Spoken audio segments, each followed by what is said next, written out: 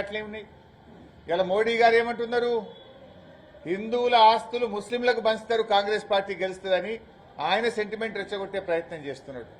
ఈయన అంటున్నాడు బీజేపీ గెలిస్తే రిజర్వేషన్లు తీసేస్తారని ముఖ్యమంత్రి గారు రెచ్చగొట్టే ప్రయత్నం చేస్తున్నాడు. ప్రజల ఎజెండా లేదు, పేదల ఎజెండా లేదు, రైతుల గురించి మాట్లాడరు, దళితుల గురించి మాట్లాడరు, గిరిజనుల గురించి మాట్లాడరు, సంక్షేమం పట్టదు.